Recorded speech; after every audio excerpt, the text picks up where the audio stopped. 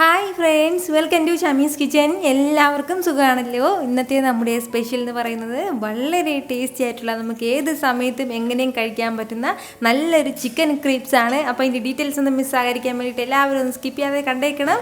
കൂടെ തന്നെ ഈ വീഡിയോ ഒന്ന് ലൈക്ക് ചെയ്യാനും നമ്മുടെ ഷമീസ് കിച്ചൻ ചാനൽ ഇതുവരെ സബ്സ്ക്രൈബ് ചെയ്യാത്തവരാണെന്നുണ്ടെങ്കിൽ പ്ലീസ് ഒന്ന് സബ്സ്ക്രൈബ് കൂടി ചെയ്തേക്കണേ. എന്നാൽ ശരി, നമുക്ക് വേഗം റെസിപ്പിയിലേക്ക് പോകാം. ഫസ്റ്റ് നമുക്ക് ഇതിന് വേണ്ടിയിട്ടുള്ള ഒരു ബാറ്റർ ഒന്ന് തയ്യാറാക്കിയെടുക്കണം. അപ്പോൾ അതിന് വേണ്ടിയിട്ട് മിക്സിയുടെ ജാറിലേക്ക് ഞാനിപ്പോൾ ഇതുപോലെ 1 കപ്പ് അളവിൽ മൈദാമാവ് എടുത്തിട്ടുണ്ട്. അത് ചേർത്ത് കൊടുക്കാം. മാവ് ചേർത്ത് കൊടുത്തു കഴിഞ്ഞാൽ പിന്നെ ഇനി നമുക്കിതിലേക്ക് വേണ്ടത് മുട്ടയാണ്. ഞാനിപ്പോൾ ഇതുപോലെ 1 മുട്ട എടുത്തിട്ടുണ്ട്. അത് ചേർക്കാം. കൂടെ തന്നെ പിന്നെ ഇനി ഇതിലേക്ക് വേണ്ടത് പാലാണ്. 1 കപ്പ് അളവിൽ പാൽ ചേർത്ത് കൊടുക്കാം. ചൂട് പാടില്ല, പാൽ അതായത് തണുത്ത റൂം ടെമ്പറേച്ചറിലുള്ള പാൽ വേണം ചേർക്കാനായിട്ട്. കൂടെ തന്നെ ഇതിലേക്ക് ഒരു 2 പിഞ്ച് അളവിൽ ഉപ്പും കൂടി ചേർക്കുകയാണ്. ഇത് ഇത്രയും ചേർത്ത് കൊടുത്തതിന് ശേഷം നല്ല രീതിയിൽ നല്ല സ്മൂത്തായിട്ട് ഇതെല്ലാം ഒന്ന് ബ്ലെൻഡ് ചെയ്തെടുത്തിട്ട് വരാം. ഇതുപോലെ നല്ല സ്മൂത്തായിട്ട് ഞാനൊന്ന് ബ്ലെൻഡ് ചെയ്തെടുത്തിട്ടുണ്ട്. ഇതുപോലെ ഒന്ന് ബ്ലെൻഡ് ചെയ്തെടുത്ത് കഴിഞ്ഞാൽ പിന്നെ ഇനി നമുക്കിതിലേക്ക് വേണ്ടത് 1 കപ്പ് അളവിൽ വെള്ളം കൂടി ചേർത്ത് കൊടുത്തിട്ട് വീണ്ടും നന്നായിട്ടൊന്ന് ബ്ലെൻഡ് ചെയ്തെടുക്കാം.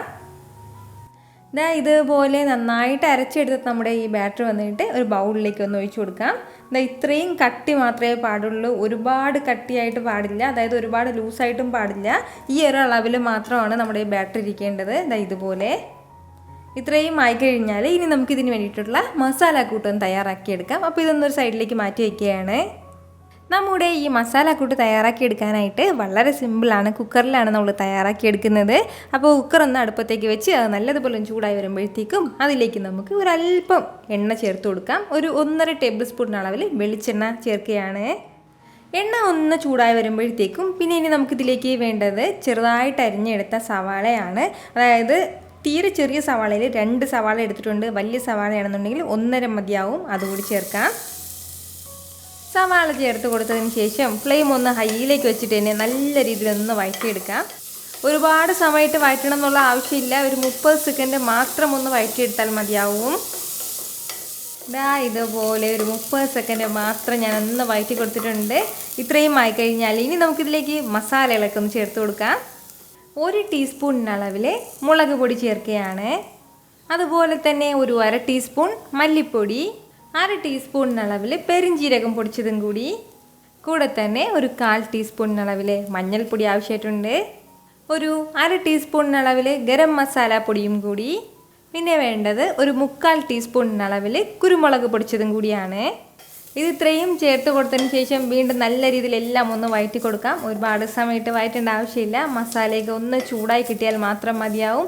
ആ ഒരു പച്ച മണം മാറുന്നത് വരെ ഒന്ന് വഴറ്റി കൊടുത്തു കഴിഞ്ഞാൽ പിന്നെ ഇനി നമുക്കിതിലേക്ക് വേണ്ടതാണ് 250 ഗ്രാം അളവിൽ ചിക്കൻ പീസ് ഞാനിപ്പോൾ എടുത്തിട്ടുണ്ട്. എല്ലാത്ത കഷ്ണങ്ങളാണ്. എന്നിട്ടത് ചെറിയ ചെറിയ പീസാക്കിയിട്ട് ഒന്ന് കട്ട് ചെയ്ത് നന്നായിട്ടൊന്ന് കഴുകി എടുത്തിട്ടുണ്ട്.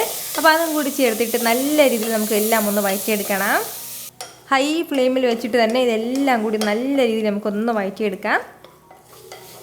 ഇതുപോലെ നല്ല രീതിയിലൊന്ന് വഴറ്റി കൊടുത്തു കഴിഞ്ഞാൽ പിന്നെ ഇനി നമുക്കിതിലേക്ക് വേണ്ടതാണ് നമ്മുടെ ഈ ചിക്കനും മസാലയ്ക്കൊക്കെ ആവശ്യമായിട്ടുള്ള കുറച്ച് ഉപ്പും കൂടി. അതുപോലെ തന്നെ ഒരുപാട് വേണ്ട, ഒരു 1/2 കപ്പ് അളവിൽ മാത്രം വെള്ളം കൂടി ചേർത്ത് കൊടുത്തിട്ട് വീണ്ടും നല്ല രീതിയിലൊന്ന് മിക്സ് ചെയ്യാം. നന്നായിട്ട് ഇതെല്ലാം ഒന്ന് മിക്സ് ചെയ്ത് കൊടുത്തതിന് ശേഷം പിന്നെ നമുക്ക് വേണ്ടത് കുക്കറിൻ്റെ അടപ്പൊന്ന് വെച്ചിട്ട് അടച്ച് വെക്കണം. ഹൈ ഫ്ലെയിമിൽ ഒരു 3 വിസിൽ വരട്ടെ. അപ്പോഴത്തേക്കും നമ്മുടെ ചിക്കൻ എല്ലാം നല്ല സൂപ്പറായിട്ട് തന്നെ വെന്തിട്ടുണ്ടാവും. അതുപോലെ തന്നെ ഈ വെള്ളമെല്ലാം ഏകദേശം ഒന്ന് വറ്റിയിട്ടുണ്ടാവും.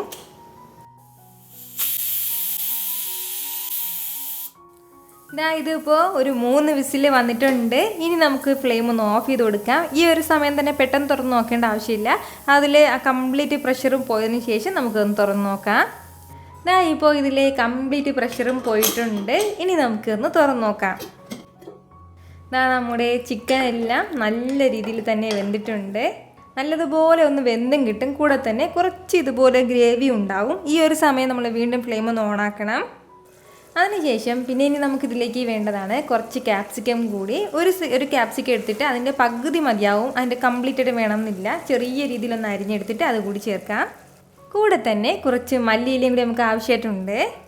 ഇത് രണ്ടും ചേർത്ത് കൊടുത്തതിന് ശേഷം ഹൈ ഫ്ലെയിമിൽ വെച്ചിട്ട് തന്നെ നന്നായിട്ട് ഇതെല്ലാം കൂടി ഒന്ന് മിക്സ് ചെയ്തിട്ട് നമ്മുടെ ഈ കുറച്ചുള്ള ഈ ഗ്രേവി ഉണ്ടല്ലോ ഇതെല്ലാം ഒന്ന് വറ്റിച്ചെടുക്കണം. അതായത് നല്ലതുപോലെ ഒന്ന് ഡ്രൈ ആക്കി എടുക്കണം. ഇതുപോലെ ഇടയ്ക്കിടയ്ക്കൊന്ന് ഇളക്കി കൊടുത്താൽ മതിയാവും. വളരെ കുറച്ച് മാത്രമേ ഉള്ളൂ, പെട്ടെന്ന് തന്നെ ഇതെല്ലാം ഒന്ന് വറ്റിച്ച് കിട്ടിക്കോളും. ഇപ്പോൾ നമ്മുടെ മസാല കൂട്ടിലുള്ള വെള്ളം കംപ്ലീറ്റ് ആയിട്ടൊന്ന് വറ്റി കിട്ടിയിട്ടുണ്ട്. ഇത്രയും ആയിക്കഴിഞ്ഞാൽ ഇതുപോലെ നന്നായിട്ട് കുറുകിയ മസാല കൂട്ട് കിട്ടിയിട്ടുണ്ട്. ഇനി നമുക്കിതിലേക്ക് ലാസ്റ്റ് ചേർക്കേണ്ട ഒരു കാര്യമാണ് ഒരു പകുതി അളവിൽ നാരങ്ങ നീര് കൂടി, നാരങ്ങയുടെ ജ്യൂസും കൂടി ചേർക്കാം. പകുതി നാരങ്ങ എടുത്തിട്ടുള്ളത് ഏകദേശം ഒരു 2 ടീസ്പൂൺ അളവിലുണ്ടാവും. നാരങ്ങ ജ്യൂസ് നമ്മൾ ലാസ്റ്റിൽ മാത്രമേ ചേർക്കാൻ പാടുള്ളൂ, ഫസ്റ്റിലേ ചേർക്കാൻ പാടില്ല. അതിനുശേഷം എല്ലാം കൂടി നന്നായിട്ട് വീണ്ടും ഒന്ന് മിക്സ് ചെയ്യണം. ഇനി നമുക്ക് ഫ്ലെയിം ഓഫ് ചെയ്യാം. നമ്മുടെ ഈ മസാല എല്ലാം ഒന്ന് കോട്ട് ചെയ്ത് വെക്കാനായിട്ടൊരു ഷീറ്റ് നമുക്ക് ഇനി തയ്യാറാക്കി എടുക്കണം. അപ്പോൾ അതിന് വേണ്ടിയിട്ടാണ് നമ്മൾ നേരത്തെ മാവ് തയ്യാറാക്കി എടുത്തിട്ടുണ്ടായിരുന്നത്. അപ്പോൾ ഞാനിപ്പോൾ ഒരു തവ ഒന്ന് ചൂടാക്കാൻ വേണ്ടി വെച്ചിട്ടുണ്ട്. ഇനി നമുക്ക് വേണ്ടത് ഇതിന് മുകളിലേക്ക് മാവൊന്ന് ചുറ്റിച്ചു കൊടുക്കണം. അപ്പോൾ നമ്മുടെ തവ ഒരുപാട് ചൂടായിട്ടുണ്ടാവാൻ പാടില്ല, ലൈറ്റായിട്ട് മാത്രം ചൂടായിട്ടിരുന്നാൽ മതിയാവും. വേണമെന്നുണ്ടെങ്കിൽ ചെറിയ ടിഷ്യൂ പേപ്പറിലേക്ക് ഒരു അല്പം എണ്ണയൊക്കെ ഒന്ന് ഇതിന് മുകളിലേക്ക് പുരട്ടി കൊടുക്കാം. അല്ലാന്നുണ്ടെങ്കിൽ അത് നമുക്ക് ആവശ്യമില്ല. ഒരുപാട് മാവ് കട്ടിക്ക് മാവ് നമ്മൾ ഇതിലേക്ക് ചേർക്കരുത്. അതിൻ്റെ പേരിലാണ് ഇച്ചിരി നല്ല ലൂസായിട്ടാണ് നമ്മൾ മാവ് തയ്യാറാക്കി എടുക്കുന്നത്. നല്ല മാവ് കട്ടിയായിട്ടുണ്ടെങ്കിൽ ആ ഒരു കനത്തിലായിരിക്കും നമ്മുടെ ഈ ഷീറ്റ് കിട്ടുന്നത്. അതൊന്ന് പ്രത്യേകം ശ്രദ്ധിച്ചേക്കണം. ഞാനിപ്പോൾ ഫ്ലെയിം ഒന്ന് മീഡിയത്തിലാണ് വെച്ച് കൊടുത്തിട്ടുള്ളത്. ഒരു 10-20 സെക്കൻഡ് കൊണ്ട് തന്നെ നമ്മുടെ ഈ ഷീറ്റ് നല്ല സൂപ്പറായിട്ട് റെഡി ആയിട്ടുണ്ടാവും. അതായത് ഇപ്പോൾ തന്നെ നന്നായിട്ട് വെന്തിട്ടുണ്ട്. കയ്യിലൊന്നും മുട്ടിപ്പിടിക്കുക അങ്ങനെ ഒന്നും ചെയ്യില്ല. ഒരു സൈഡ് മാത്രം ഒന്ന് വേവിച്ചെടുത്താൽ മതിയാവും. ഇനി നമുക്ക് വേണ്ടത് ഇതൊന്ന് പതുക്കെ എടുത്തൊരു പ്ലേറ്റിലേക്ക് മാറ്റാം.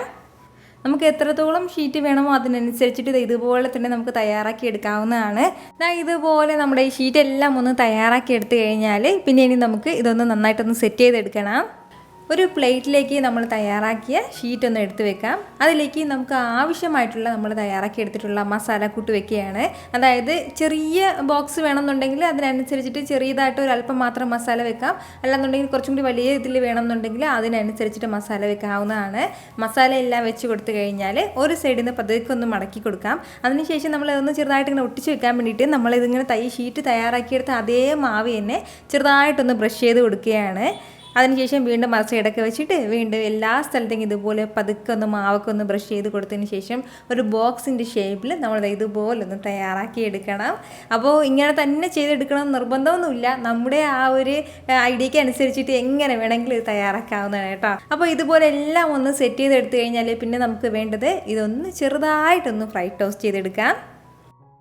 ഞാനിപ്പോൾ ഇതെല്ലാം ഒന്ന് ഫ്രൈ ചെയ്തെടുക്കാൻ വേണ്ടിയിട്ട് ഒരു തവയിലേക്ക് ഒരല്പം എണ്ണ ചേർത്ത് കൊടുത്തിട്ടുണ്ട്. ഒരുപാട് എണ്ണ അങ്ങനെ വേണമെന്നില്ല, വളരെ കുറച്ച് മതിയാവും. എണ്ണയൊക്കെ നന്നായിട്ടൊന്ന് ചൂടായി കഴിഞ്ഞാൽ ഇതിന്ന് ഓരോന്നായിട്ട് പതുക്കെ ഒന്ന് വെച്ച് കൊടുക്കാം. ഒരുപാട് സമയം എണ്ണയിലേക്ക് ഇട്ടിട്ട് നമ്മളിത് ഫ്രൈ ചെയ്തെടുക്കണം എന്നുള്ള ആവശ്യമില്ല. കാരണം ഇതിലേക്ക് വെച്ചിട്ടുള്ള എല്ലാം നമ്മൾ വേവിച്ചെടുത്തിട്ടുള്ളതാണ്. എന്നാലും പുറം ഭാഗം ചെറുതായിട്ടൊരു ക്രിസ്മസ് കിട്ടാൻ വേണ്ടിയിട്ടാണ് നമ്മളിതുപോലെ ലൈറ്റായിട്ട് ഇതുപോലെ ഒന്ന് ഫ്രൈ ചെയ്തെടുക്കുന്നത്. ഫ്ലെയിം മീഡിയത്തിൽ തന്നെ വെച്ചിരിക്കാം, ഒരുപാട് ഫ്ലെയിം വെക്കരുത്. തിരിച്ചും മറിച്ചിട്ട് കൊടുത്തിട്ട് നന്നായിട്ട് 2 സൈഡും ഒന്ന് മൊരിഞ്ഞു കഴിഞ്ഞാൽ പിന്നെ നമുക്കിത് എടുക്കാവുന്നതാണ്. കുട്ടികൾക്കാണെന്നുണ്ടെങ്കിലും വലിയവർക്കും എല്ലാവർക്കും ഒരുപോലെ ഇഷ്ടപ്പെടുന്നതായിരിക്കും. ഏത് സമയത്തും എങ്ങനെ വേണമെങ്കിലും കഴിക്കാവുന്നതാണ്. ഉറപ്പായിട്ട് ഇതുവരെ ഇതുപോലെ ട്രൈ ചെയ്തിട്ടില്ല എന്നുണ്ടെങ്കിൽ നിങ്ങളൊന്ന് ട്രൈ ചെയ്ത് നോക്കണം. നിങ്ങൾക്ക് നന്നായിട്ട് ഇഷ്ടമാവും. ട്രൈ ചെയ്തതിന് ശേഷം നിങ്ങളുടെ ഫീഡ്ബാക്ക് എനിക്കൊന്ന് മറക്കാതെ അറിയിക്കുകയും വേണം. ഈ വീഡിയോ ഇഷ്ടമായാൽ ഇതൊന്ന് ലൈക്ക് ചെയ്യാനും നിങ്ങളുടെ ഫ്രണ്ട്സിനും ഫാമിലിക്കും എല്ലാവർക്കും ഒന്ന് ഷെയർ കൂടി ചെയ്ത് കൊടുത്തേക്കണം. ഇതുപോലുള്ള റെസിപ്പിക്ക് വേണ്ടിയിട്ട് ഷമീസ് കിച്ചൻ ചാനൽ ഫോളോ ചെയ്യാനും സബ്സ്ക്രൈബ് ചെയ്യാനും ആരും മറക്കരുത്. വീണ്ടും നല്ലൊരു ഉഷാർ വീഡിയോ ആയിട്ട് നാളെ 2 മണിക്ക് കാണാം. അതുവരേക്കും എല്ലാവരും ഹാപ്പി ആയിട്ടിരിക്കുക, സന്തോഷമായിട്ടിരിക്കുക, എല്ലാവരും സേഫ് ആയിട്ടിരിക്കണം. Take care friends.